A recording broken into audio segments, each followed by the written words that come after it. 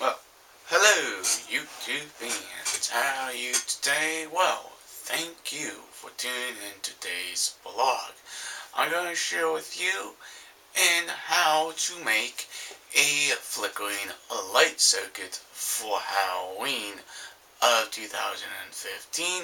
I'm going to talk to you about the materials and also the tools was involved of doing this project itself. Now, of course, this is electrical. If you do not feel comfortable doing this, do not try this at home because it can be quite dangerous as well.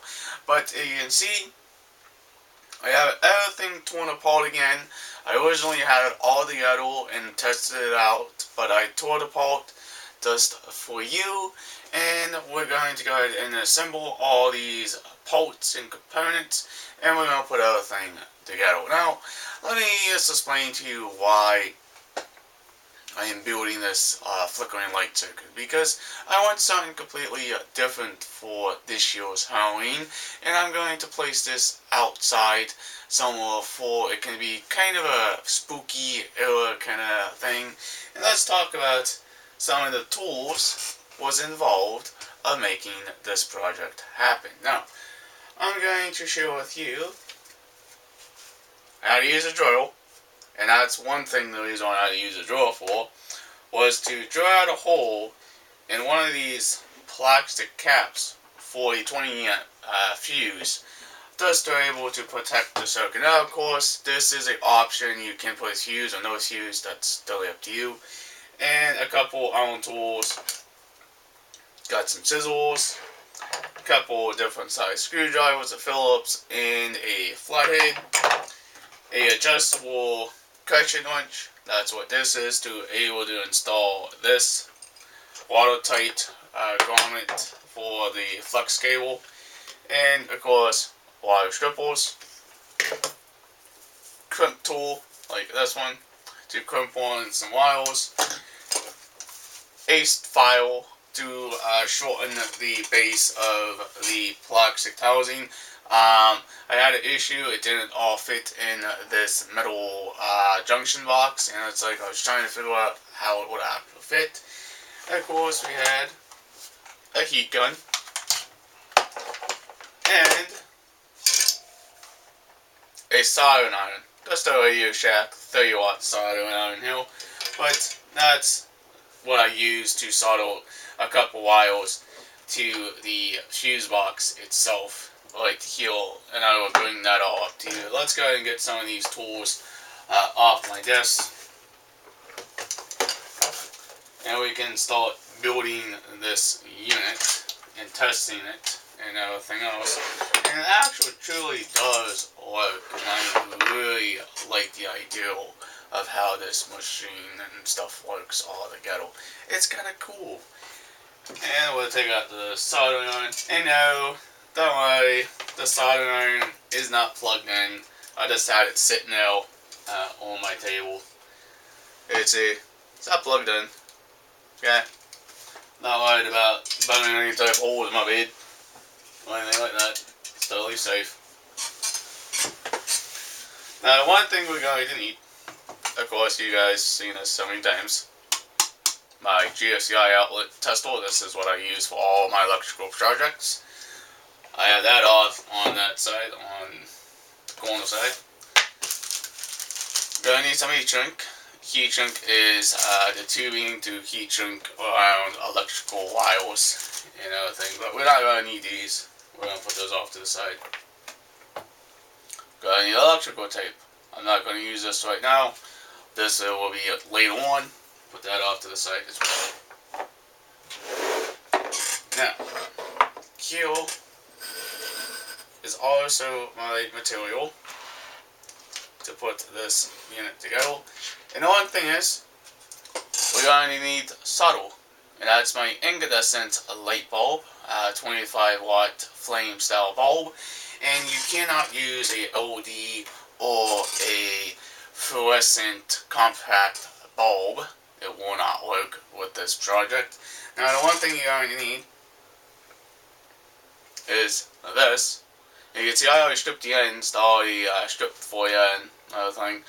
this is what makes the light flickering circuit happen. This is a FS/2 4/22 watt startle. You can use 2 bulbs or 4 fluorescent tube light bulbs.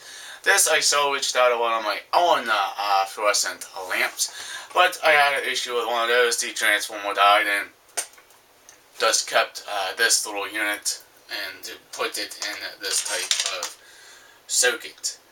Now, a couple of things you're going to need is a couple 4 wire nuts for this project. Some orange ones, it only depends on what you want to use. You can see, that's what I'm using for this project as well. But I already got the cord, the flex cord, already installed and ready to go into wiring up and also in my electrical box. Now, this is designed for outdoors. On this side is my fuse. It's a 20 amp fuse. It's necessary, you don't really need it.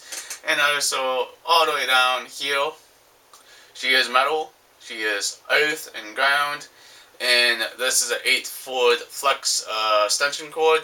You can see it's a 3-prong, and we're just going to have a little bit of fun going to wire this all up. And on the bottom of this is that cord holder here. This I put in here with that adjustable wrench, and I tightened it all down, and this cord ain't going to come back out. Okay, this box is completely 100% safe to actually use with the wire and everything inside. Now, the hard part was trying to get everything to actually fit inside this box. Like the starter cap was a little too long. I had to shorten it up with a file. But let's go ahead and start connecting wires here. We're going to take the black from the input wire, and we're going to put it into the fuse like this. We're going to just twist it. Twist the copper wires together. You can use whatever wire that you think it's necessary for these wires. And we just twist these on nice and tightly. Sometimes these wires will go on easily and sometimes they don't. It only depends on how you want it all to go into place. Now, this is the time to put the electrical tape on the wire nuts themselves. Of course, don't have to, but I do it anyways, just for more safety. And just make sure the wire nuts don't come off. I like to start somewhat over the top, and I like to work myself to the bottom. You gotta make sure the electrical tape is very, very tight. Not too tight, but tight enough to help to hold stuff. Now we need my scissors for this. And I got a little bit extra there. And we'll pull the electrical tape very, very taut to help to stay together. You can see, now that cap has been nutted and electrical taped on it. But why do you need electrical tape? Well, electrical tape just helps to hold everything together, yes. Now the other one, we're going to need to take the startle. Gotta take one of the ends, take this end directly to this side of my unit, take it on like that, give these a little bit of a twist.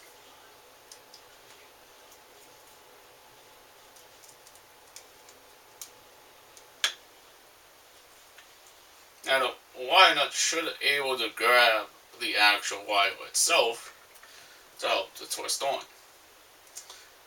Now I wanted to make this compact and very, very small for a couple of reasons. Because I didn't want to have to put an on box on it, but if I do have to change my cap, then I have to figure out something completely different with the circuit.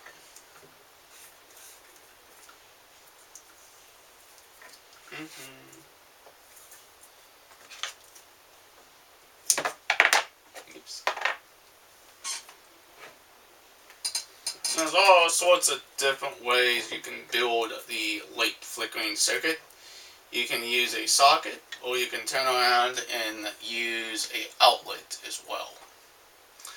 But for my duties or purposes, I'm just going to use the light circuit here. This was the easiest way to do it.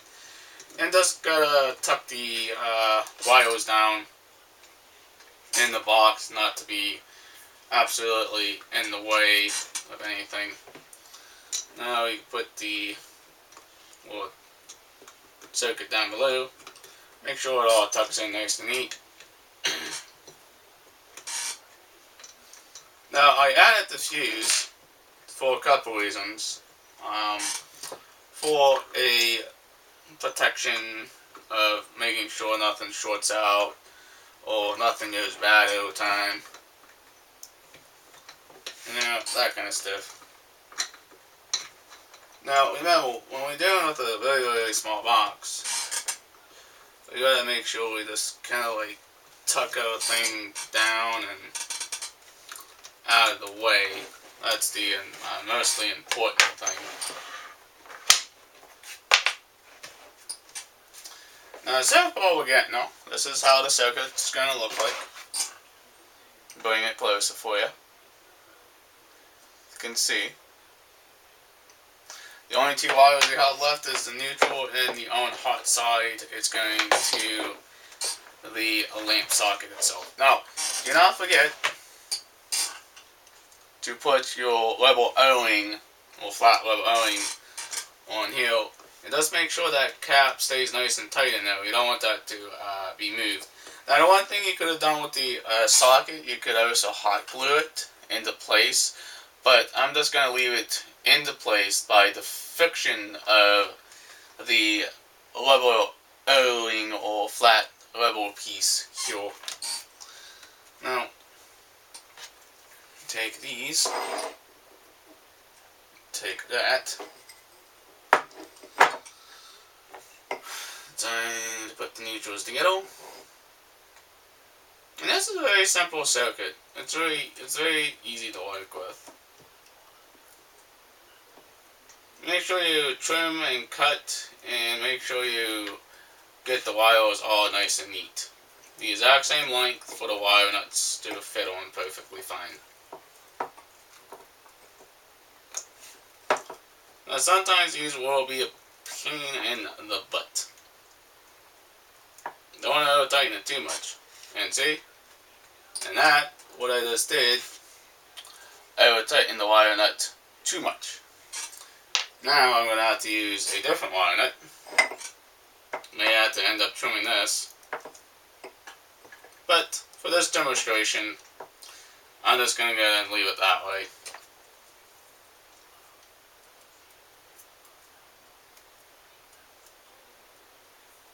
And we'll put a little bit of electrical tape around it.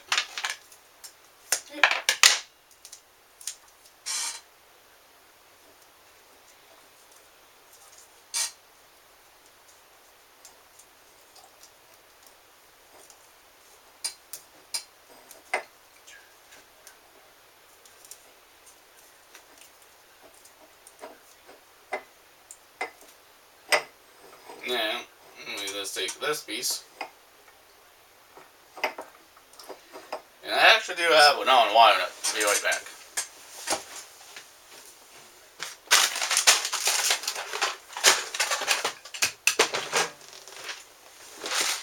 I'm back.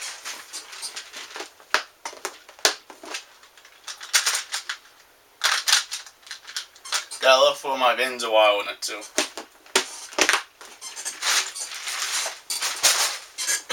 Wasn't expecting the wire nut to be too tight. Oh, come off like that. Oops.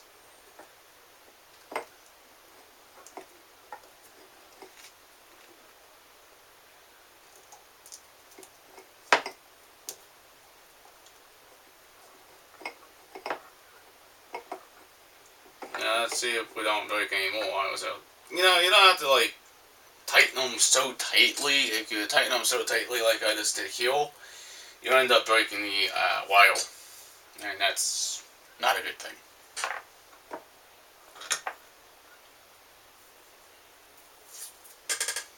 Now we just do this one.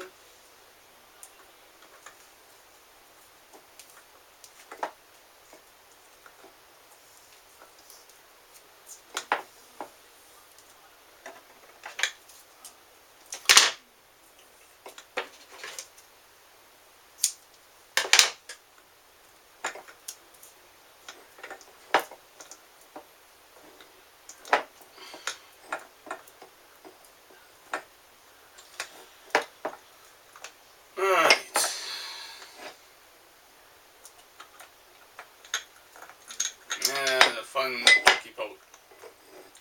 Another thing to tuck in. Yay.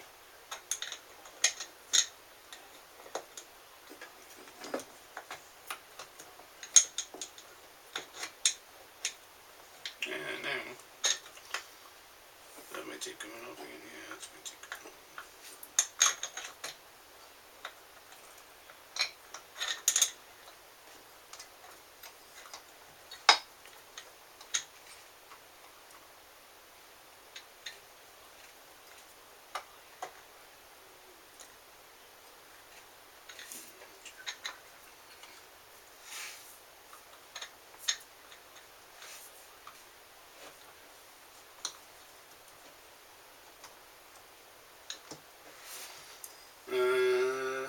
Trying to line up the holes.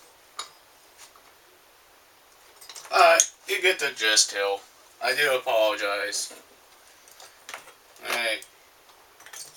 Normally you would put the screws in, your screws, then your globe, and then you put everything all together. And let's just go ahead and give it a shot and see if it actually works.